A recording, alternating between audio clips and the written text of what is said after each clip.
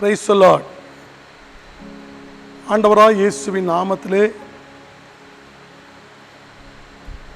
உங்கள் அனைவருக்கும் என்னுடைய வாழ்த்துதலை தெரிவித்துக் கொள்கிறேன். இந்த இச்சை நேற்று நீங்கள் கேட்டீர்கள். இன்று இரண்டாம் பாகமாக இந்த இச்சையை குறித்து நான் உங்களோடு பேசுகிறேன். சரி, கண்களின் இச்சை. இந்த கண்களினுடைய இச்சை அது மாமிசத்தினுடைய ஒரு பெருமையை கொண்டு வருகிறது. மாமிசத்துக்கு ஒரு பெருமையை என்ன செய்கிறது, கொண்டு வருகிறது. அன்பானவர்களே, அந்த பெருமை எங்கிருந்து உருவாகிறது என்று நாம் வேதத்தில் பார்த்தா கண்களினுடைய இச்சைகளிலிருந்து அந்த பெருமை உண்டாகிறது. ஒருவேளை உடுக்கிற உடைகளானாலும் உண்ணுகிற உணவானாலும் எல்லாம் அது என்ன ஆகிறது, கண்களுடைய இச்சை. அன்பானவர்களே, ஒருவேளை ஒரு வீட்டில் 4 கார் இருந்தாலும் ஒரு காரில் தான் ஒருத்தன் பிரயாணம் பண்ண முடியும். வீட்டில் 20 ரூம் இருந்தாலும் ஒரு பெட்ரூமில் தான் படுக்க முடியும். அது மாத்திரமல்ல, எவ்வளவுதான் நல்ல ஆகாரத்தை சமைச்சு வச்சாலும் இந்த வயிற்றுக்கு ஏற்ற சாப்பாடு தான் நாம் என்ன செய்ய முடியும், சாப்பிட முடியும். அதுக்கு மிஞ்சி என்ன செய்ய முடியாது, சாப்பிட முடியாது. அதுபோல கர்த்தருடைய நம்முடைய வாழ்க்கையில் ஆண்டவர் விரும்புகிற காரியம் என்ன, நமக்கு நன்மையான எந்த ஒரு ஈவும் பூரணமான எந்த ஒரு வரமும் பரத்திலிருந்து உண்டாகிறது, ஜோதிகளின் பிதாவிடத்திலிருந்து இறங்கி வருகிறது என்று நாம் பார்க்கிறோம். அந்த ஜோதிகளின் பிதாவிடத்திலிருந்து நன்மையான காரியங்கள், ஆசீர்வாதமான காரியங்கள், மகிழ்ச்சியான காரியங்கள், சந்தோஷமான காரியங்கள் அந்த ஜோதிகளின் பிதாவிடத்திலிருந்து என்ன செய்கிறது, இறங்கி வருகிறது. அன்பான தேவனுடைய பிள்ளைகளை வேதம் சொல்லுகிறது. நாம் கடந்த நாட்களிலே நம் வேதத்தை நாம் படித்து பார்க்கும் பொழுது என்ன படித்தோம், அந்த யாக்கோபு 1:14 அவனவன் தன் சுய இச்சைகளினாலே இழுக்கப்பட்டு சிக்குண்டு சோதிக்கப்படுகிறான்.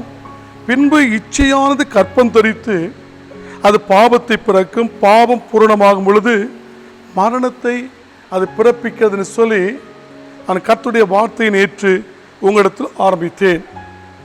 இன்று ரோமர் 13ஆம் அதிகாரம்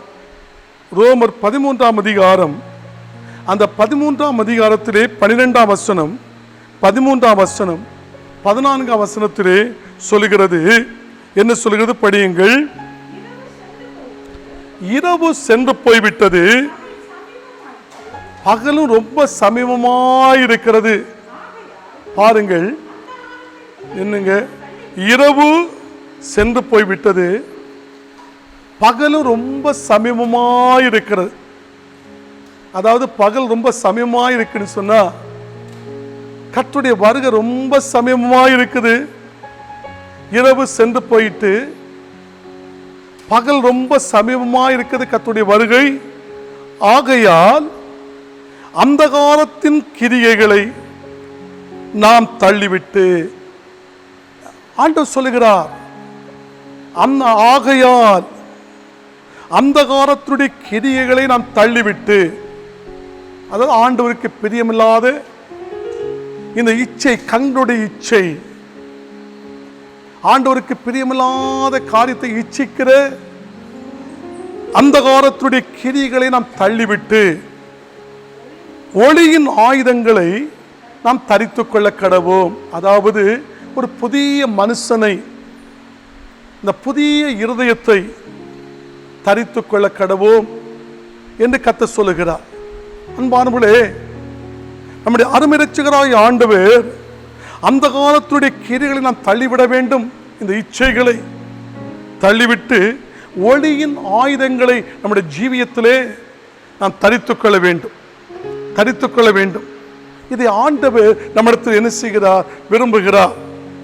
13ஆம் வசனம் சொல்லுகிறது, களியாட்டம், வெறிகள், வேசித்தனம், காம விகாரம், வாக்குவாதங்கள், பொறாமை உள்ளவர்களாய் நடவாமல். பாருங்கள், ஆண்டவர் சொல்லுகிறார், பகலிலே நடக்கிறவர்களை போல இங்க ரொம்ப சீராய் நடங்க. இருளு பிசாசுக்குரியது, பகல் ஆண்டவருக்குரியது. வெளிச்சம், நீங்களும் நானும் வெளிச்சத்தின் பிள்ளைகள். அதான் ஆண்டு சொன்ன, எழும்பி பிரகாசி, உன் ஒளி வந்தது, கர்த்தருடைய மகிமை உண்மையில் உதித்தது. பூமியையும் ஜனங்களையும் காரிருள் மூடும், ஆனால் கர்த்தர் உண்மையில் உதிப்பார் என்று நமக்கு சொல்லப்பட்டிருக்கிறது. அன்பு கர்த்தருடைய பிள்ளைகளே, இந்த அருமையான கர்த்தருடைய வார்த்தை களியாட்டு, வெறிகள், வேசித்தனம், காம விகாரம், வாக்குவாதம் உள்ளவர்களாய் நடவாமல் பகலிலே நடக்கிறவர்களாய் சீராய் நடையுங்கள். சீராய் நடக்கிற பகல் நடக்கிறது போல, நல்ல குணத்தை போல, நல்ல பிள்ளைகளை போல, நல்ல பேரை வாங்க வேண்டும் பிள்ளைகளே என்று நல்ல ஒரு பாட்டு உண்டு. நம்முடைய வாழ்க்கையில் நல்ல பேர் இந்த பூமியில வாங்கணும், அதை சீராய் நடக்கணும். அந்த சீராய் நடக்கிற இருதயத்தை ஆண்டவர் நம்ம இடத்துல கேட்கிறார். மனுஷனுக்குள்ளே ரெண்டு பேர் இருக்கிறாங்க, உள்ளான மனுஷன், புறம்பான மனுஷன். புறம்பான மனுஷனுடைய தோற்றத்தை காட்டுவதை விட இந்த உள்ளான மனுஷன் தான் நமக்கு முக்கியம். இந்த உள்ளான மனுஷன் நாளுக்கு நாள் பரிசுத்தம் அடையணும். அப்பதான் அந்த சீரான வாழ்க்கை இருக்கும் இருக்கும். அடுத்து சொல்லுகிறது, துர் இச்சைகளுக்கு இடமாக உடலை பேணாமல். துர் இச்சைகளுக்கு இடமாக நீ உடலை, உன் சரீரத்தை நீ பேணாமல், நீ பேணாமல் என்ன சொல்லுகிறது, கர்த்தராகிய இயேசு கிறிஸ்துவை தரித்துக்கொள். யாரை தரித்துக்கொள்ளணும்? ஆண்டவராய் இயேசு கிறிஸ்துவை நம்முடைய வாழ்க்கையில தரித்துக்கொள்ளும். எவ்வளவு அருமையாக கர்த்தர் நாம் பரிசுத்தமாக வாழ்வதற்கு அருமையான நல்ல வார்த்தைகளை இந்த பரிசுத்த வேதாகமத்திலே பரிசுத்த ஆவியானவர் மூலமாய் நமக்கு தெளிவாய் தேவனுடைய பிள்ளைகள் மூலமாய் கர்த்தர் நமக்கு எழுதி வைத்திருக்கிறார். அன்பானவனை சொல்ல போனால், இன்னும் ரோமர் 6ஆம் அதிகாரத்திலே அந்த 11ஆம் வசனத்திலிருந்து நீங்கள் 13ஆம் வசனம் வரை நீங்கள் படித்து பார்க்கும் பொழுது, ரோமர் 6:11 அப்படியே நீங்கள் உங்களை பாவத்துக்கு மரித்தவர்களாகவும் நம்முடைய கர்த்தராகிய இயேசு கிறிஸ்துவை தேவனுக்கு என்று பிழைத்திருக்கலாகவும் எண்ணிக்கொள்ளுங்கள். நாம் பாவத்துக்கு மரித்தோம், நீதிக்கு பிழைத்திருக்கிறோம், அதை எண்ணிக்கொள்ளுங்கள். எங்கே? தேவனுக்கு நாம் பிழைத்திருக்கிறோம் என்று எண்ணிக்கொள்ளுங்கள். தேவனுக்கு என்று பிழைத்திருக்கிறவர்களாகவும் எண்ணிக்கொள்ளுங்கள். ஆகையால் நீங்க சரீர இச்சைகளின்படி பாவத்துக்கு கீழ்ப்படியத்தக்கதாக சாவுக்கு ஏதுவான உங்கள் சரீரத்தில் பாவம் ஆளாதிருப்பதாக. எவ்வளவு அருமையாய் சொல்லியிருக்கிறார். ஆகையால் நீங்கள் சரீர இச்சைகளின்படி பாவத்திற்கு பாவத்துக்கு கீழ்ப்படியத்தக்க என்ன சொல்கிறது, பாவத்துக்கு ஒப்புக்கொடாமல் உங்களை மரித்தோரிலிருந்து பிழைத்திருக்கலாக தேவனுக்கு ஒப்புக் கொடுக்க உங்கள் அவயவங்களை நீதியின் ஆயுதங்களாக ஒப்புக்கொடுங்கள். 13ஆம் வசனம் சொல்லுகிறது. அதாவது சாவுக்கு ஏதுவான இந்த சரீரம், இந்த சரீரம் எங்களோட சரீரம் சாவுக்கு ஏதுவான சரீரம். நான் 200 வயசு வரை வாழ்வேன்னு சொல்ல முடியுமா? அல்லது ஆண்டோட பிள்ளைகளே, உயிர் போவடி சமயத்தில் உயிரை உங்களால் பிடிச்சிட்டு இருக்க முடியுமா? ஆவி விடாது இருக்கு, ஆவியின் மேல் மனுஷனுக்கு அதிகாரம் இல்லைன்னு சொல்லி பிரசங்கில சொல்லப்பட்டிருக்கிறது. ஆனா அங்க சொல்லுகிறது, உங்க சரீரத்தில் பாவம் ஆளாதிருப்பதாக. 13ஆம் வசனத்தை பார்க்கும் பொழுது என்ன சொல்லுகிறது, நீங்கள் உங்கள் அவயவங்களை, அதாவது இந்த உச்சம் தலையிலிருந்து பாத வரையிலும் இந்த சரீரத்தில் ஓடுகிற ஒவ்வொரு உறுப்புகளும், நரம்புகளும், சதைகளும், இரத்தங்களும், இரத்த நாளங்களும் உங்கள் அவயவங்களை, தேவனுடைய பிள்ளைகள் உங்கள் அவயவங்களை அநீதியின் ஆயுதங்களாக பாவத்துக்கு ஒப்புக்கொடாமல், அநீதியின் ஆயுதங்களாக இந்த பாவத்திற்கு, இந்த இச்சைகளுக்கு நீங்கள் ஒப்புக்கொடாமல்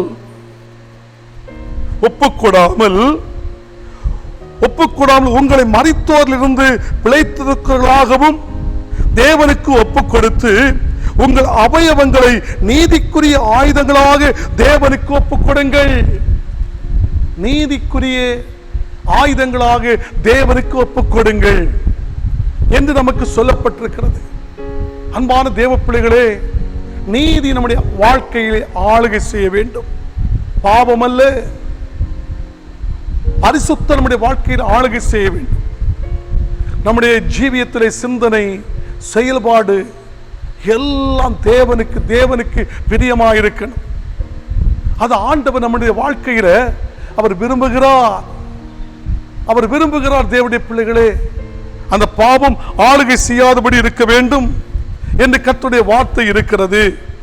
அது மாத்திரமல்ல, தேவ பிள்ளைகளை வேதம் சொல்கிறது, அந்த 2 கொரிந்தியர் 12ஆம் அதிகாரம் 21ஆம் வசனத்தை நீங்கள் படித்து பார்க்கும் பொழுது மறுபடியும் என்ன சொல்லுங்க, மறுபடியும் நான் 12ஆம் அதிகாரத்திலே 21ஆம் வசனத்திலே என்ன சொல்கிறது, மறுபடியும் நான் வருகிற பொழுது என் தேவன்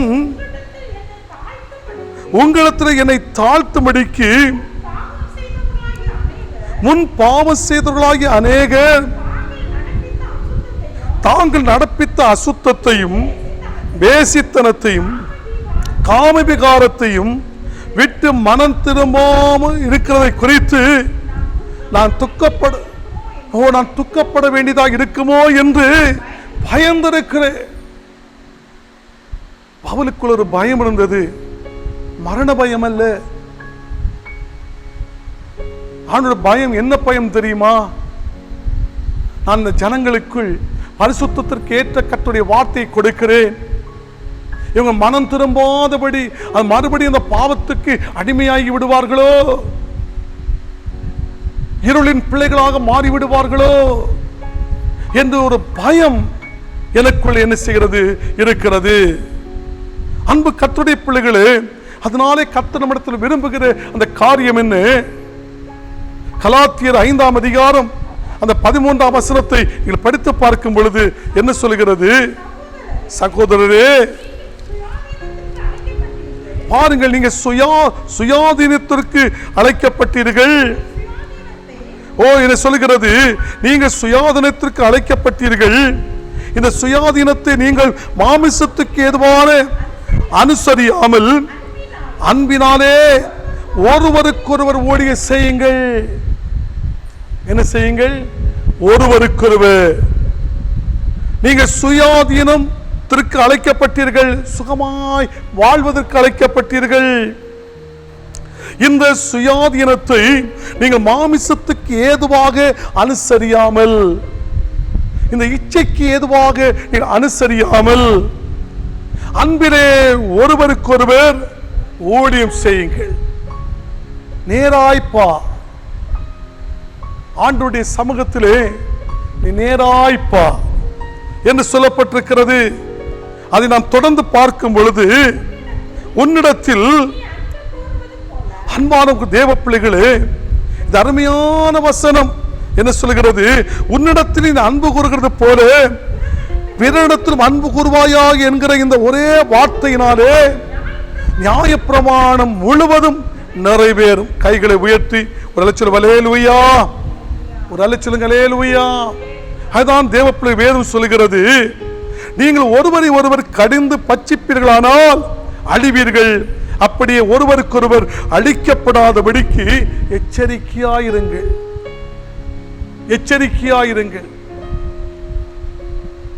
பின்னும் நான் உங்களுக்கு சொல்லுகிறது என்னவென்றால், ஆவிக்கேற்றபடி நடந்து கொள்ளுங்கள். அப்பொழுது மாமிச இச்சைகளை நீங்கள் நிறைவேற்றாதபடி இருப்பீர்கள். தேவ பிள்ளைகளே, ஆண்டவர் நம்மிடத்தில் இப்பொழுது இருக்கிற கடைசி காலத்திலே இருள் மாறி ஒரு வெளிச்சம் வருகிறது. கர்த்தருடைய ரகசிய வருகை வரப்போகிறது.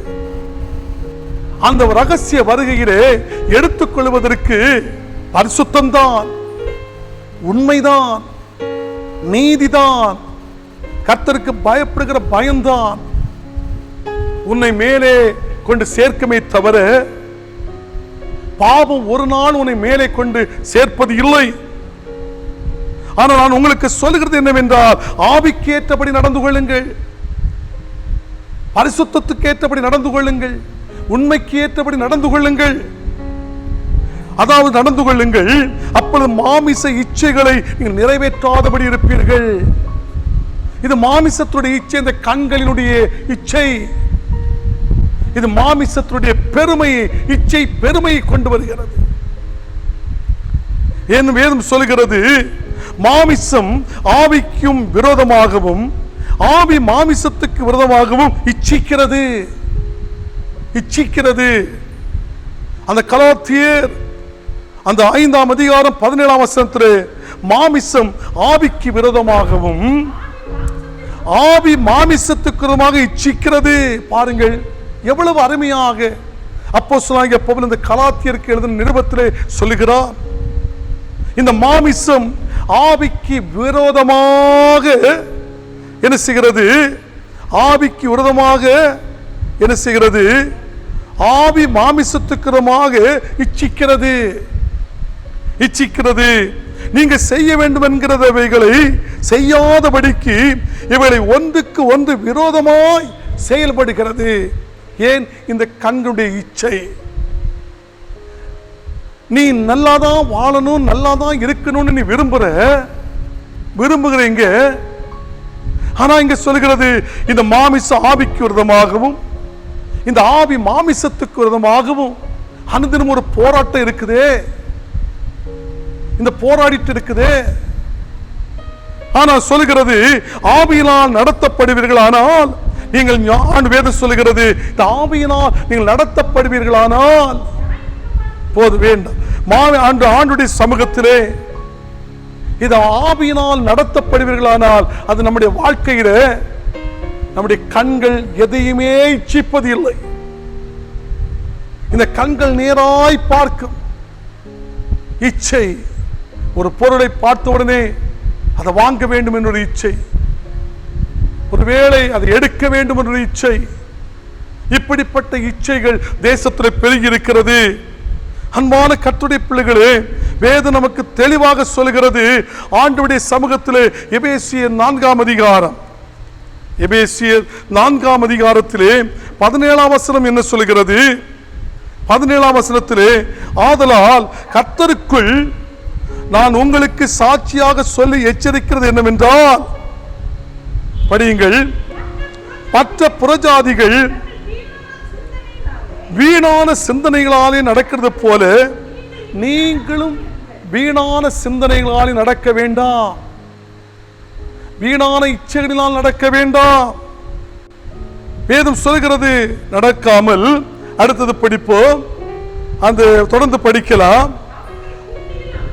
புத்தியில் அந்தகாரப்பட்டு இந்த இருதய கடினத்தினால் தங்கள் இருக்கும் அறியாமையினாலே தேவனுடைய ஜீவனுக்கு அந்நியராய் இருக்கிறார்கள்.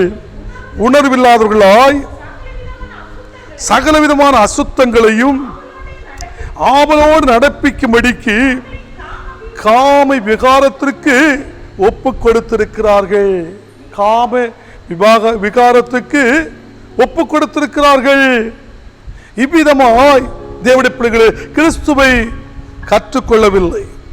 சிலவங்க கிறிஸ்துவை அறியாதபடிக்கு இப்படிப்பட்ட சம்பவங்கள் தேசத்தில் என்ன செய்துகிறது? கடந்து வருகிறது. அன்பு கர்த்தருடைய பிள்ளைகளே, நம்முடைய வாழ்க்கையிலே இந்த இச்சை நம்முடைய ஜீவியத்தில் இருக்குமானால் வேதம் சொல்கிறது அதற்கு பயங்கரமான நியாயத்தீர்ப்பு இருக்கிறது. யோபு 24ஆம் அதிகாரம் அதில் 15ஆம் வசனத்தை நீங்கள் படித்து பார்க்கும் பொழுது என்ன சொல்கிறது? யோபு 24:15 படித்து பார்க்கும் பொழுது என்ன சொல்கிறது? படியுங்கள். யோபு, விபச்சாரக்காரனுடைய கண்கள் அந்த கண்கள், அந்த விபச்சாரக்காரனுடைய கண்கள் என்ன செய்கிறது? அன்பானவர்களே, தன் மாலை மயக்கிற வேலைக்கு காத்திருக்கிறது.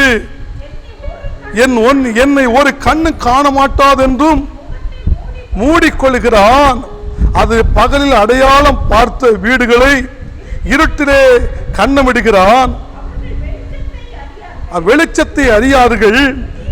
விடிய காலமும் அவர்களுக்கு இருக்கிறது. அப்படிப்பட்டவன் மரண இருளில் பயங்கரத்தோடு அவன் பழகியிருக்கிறான்.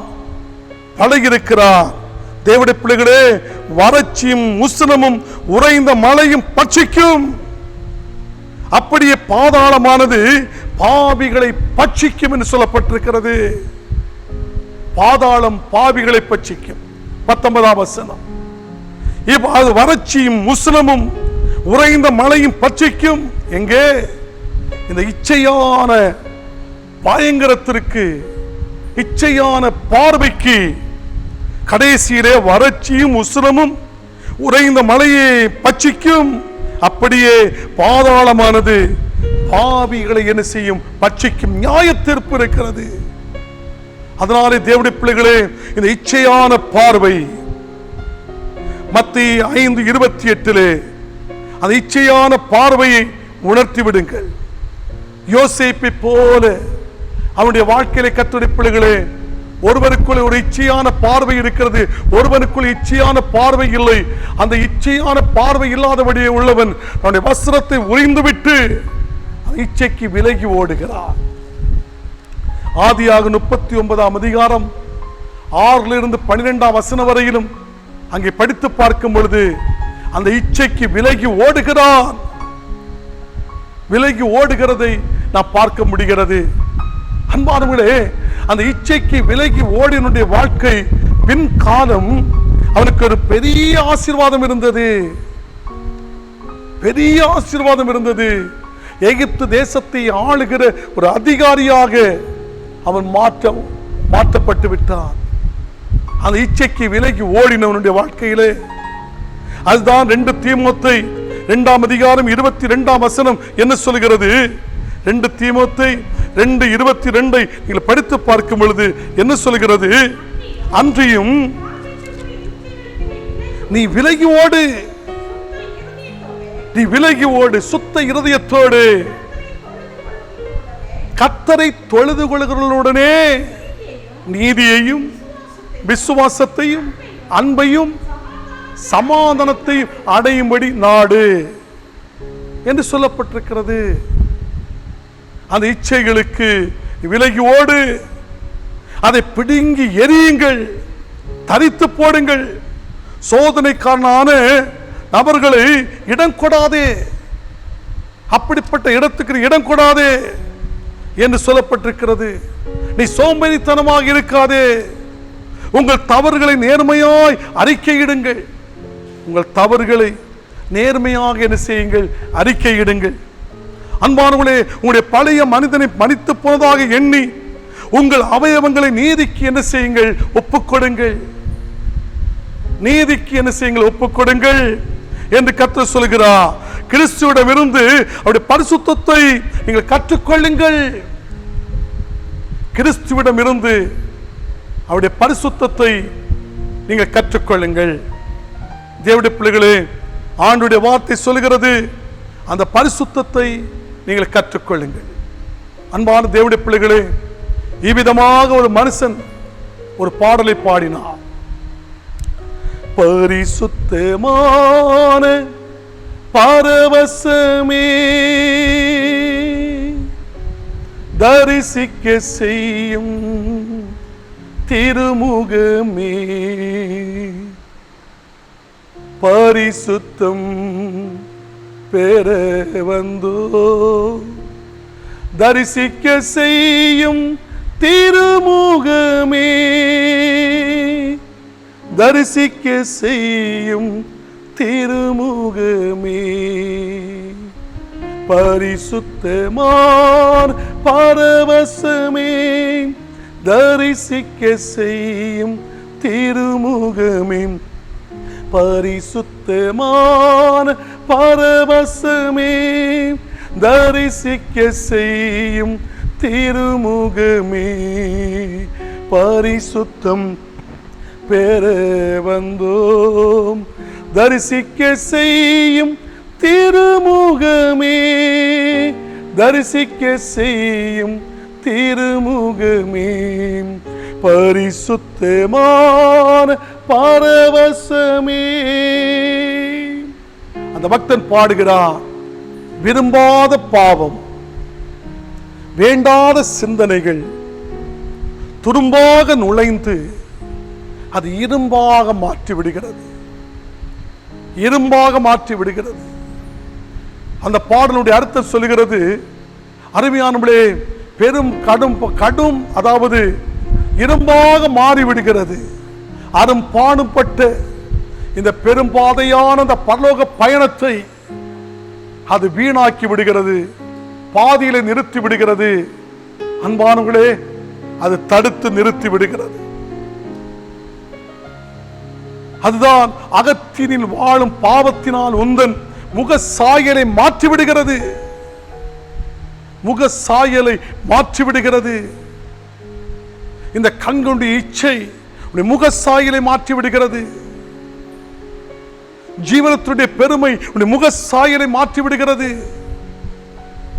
விரும்பாத பாவங்கள், வேண்டாத சிந்தனைகள், துரும்பாக நுழைந்த அந்த வாழ்க்கை இரும்பாக மாறி அரும் பாடுபட்ட அந்த பெரும் பாதையாகிய அந்த பரலோக பயணத்தை அது பாதியிலே நிறுத்தி விடுகிறதே,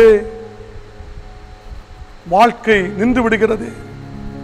அன்பான கர்த்தருடைய பிள்ளைகளே, அதனாலே அந்த கண்களுடைய இச்சையாகிய இந்த பாவத்திற்கு விலகி ஓடுங்கள், அதை பிடுங்கி எறியுங்கள், அதை தரித்து போடுங்கள். அந்த சோதனைக்காரனுக்கு இடம் கொடாதபடிக்கு அவங்களுடைய கண்கள் நேராய் பார்க்கட்டும், நேராய் பார்க்கட்டும். தேவனுடைய பிள்ளைகளே, உங்கள் தவறுகளை நேர்மையாக அறிக்கை செய்யுங்கள், அறிக்கை செய்யுங்கள். ஆண்டவரே, நான் தான் பாவம் செய்தேன், இந்த ஜனங்கள் என்ன செய்தார்கள் சொல்லி உன்னுடைய இச்சை நிமித்தம் சில பாடுகள், பிரச்சனைகள் உன்னையும் உன்னுடைய குடும்பத்தையும் ஆளுகை செய்கிறது, அடித்துக் கொண்டிருக்கிறது. அதுபோல தாவீதுடைய வாழ்க்கையில, ஆண்டவரே, நான் தான் பாவம் செய்தேன், இந்த ஜனங்கள் என்ன செய்தார்கள் சொல்லி அவருடைய பாவத்தை அவன் அறிக்கை செய்தானே. உங்களுடைய பழைய மனிதனை, தேவனுடைய பிள்ளைகளை தரித்து போடுங்கள், களைந்து போடுங்கள். உங்களுடைய அவயவங்களை நீதிக்கு ஒப்புக் கொடுங்கள். கண்களை மூடி செபிப்போமா, கண்களை மூடி செபிப்போமா. ஆண்டவரே, எங்களுடைய ஜனங்கள், வார்த்தையை கேட்கிற ஜனங்கள் தேவ வசனத்தினால் நிறைந்திருக்க வேண்டும், வார்த்தைகளுக்கு விழித்து ஜெபிக்க வேண்டும். சோதனை நிலையிலே ஆண்டவரே மேற்கொள்ளாதபடிக்கு இவங்களுடைய அவயவங்களுக்கு தேவனுடைய பாதுகாப்பு கடந்து வர வேண்டும் என்று சொல்லி ஜெபிக்கிறார். வல்லமை உள்ள தேவன் ஒவ்வொருடைய வாழ்க்கையில் மகிமையான காரியத்தை செய்யுங்க. அந்த இச்சையினுடைய பயங்கரத்தை குறித்து நாங்கள் கேள்விப்பட்டோம். அந்த இச்சை ஒருவரையும் ஆளுகை செய்து விடாதபடி பாதுகாத்துக் கொடுங்க. இயேசுவின் நாமத்தில் ஜெபிக்கிறோம் நல்ல பிதாவே, ஆமென், ஆமென். கர்த்தர் உங்களை அதிகமாய் ஆசீர்வதித்து கர்த்தர் உயர்த்துவாராக. ஆமென். Praise the Lord.